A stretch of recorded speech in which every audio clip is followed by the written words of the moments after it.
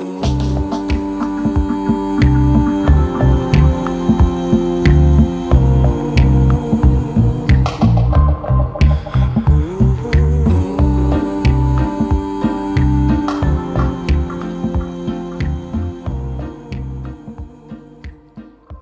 is a podcast about HIV/AIDS. Around the world, 34 million people are living with HIV, a syndrome that cannot be cured. This podcast will explore some of the aspects of this worldwide epidemic that is not included in the medical discourse or neither expressed in the media. The focus surrounding the issue of HIV/AIDS has been heavily dominated by medical aspects. The social side of the problem, however, has been neglected as a consequence of the dominating health discourse. This has had very negative consequences on individuals' lives, especially within minority groups among Western populations. This misunderstanding is a consequence of a general lack of knowledge, which results in HIV/AIDS being a social taboo. People in Western culture tend to be uncomfortable addressing issues dealing with sex. The HIV/AIDS issue creates false beliefs and myths about HIV/AIDS. How is it transmitted? Who gets it? And what are the effects? The disease discourse, which dominates our understanding of HIV/AIDS, makes people blind toward the social aspects that the HIV/AIDS issue entails. These interpretation has severe consequences, not only for carriers of the virus, but minority groups also happen to be marginalized in the process. In order to fully understand to what extent people have been marginalized, we must look at the myth as the basis for these misinterpretations.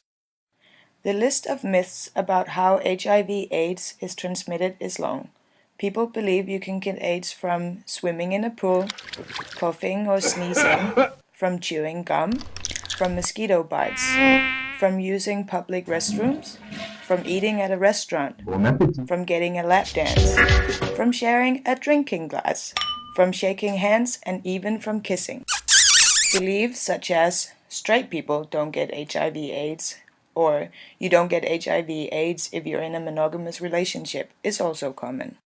When you consider the actual facts about HIV/AIDS, HIV/AIDS is only transmitted through unprotected sexual intercourse and direct blood contact. It can be transmitted from mother to baby before or during birth or through breast milk. And everybody regarding sex, sexuality, or sexual practices can get infected with HIV/AIDS.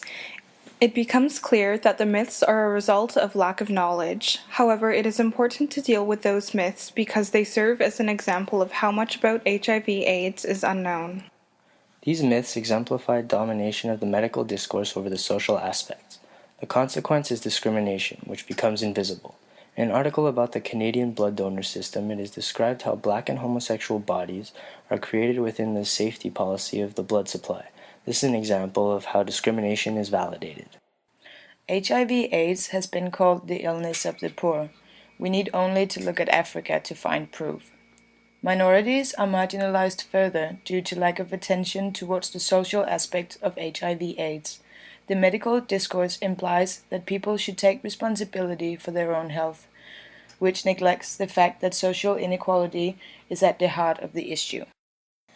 Surveys show that people express negative attitudes towards HIV-infected homosexuals in contrast to more positive attitudes shown towards children born with the syndrome.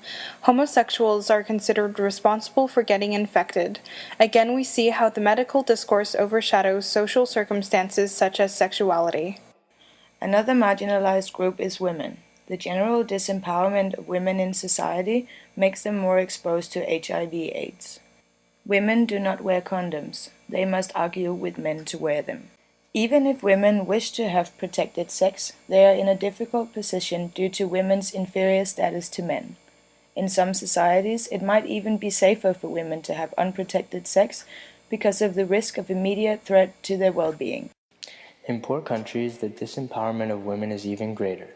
Many women are economically dependent on men and therefore result in risky sexual behaviors as a part of multiple livelihood strategies. We have seen that HIV/AIDS is the illness of the poor. The medical discourse makes it invisible that people are not equal when it comes to the opportunity of preventive care.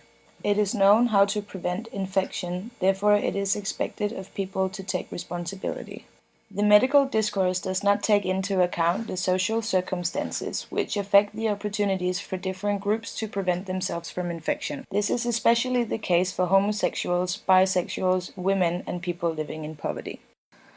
The social aspects of HIV/AIDS, especially poverty, needs to be made visible in order to properly deal with the issues surrounding the HIV/AIDS pandemic.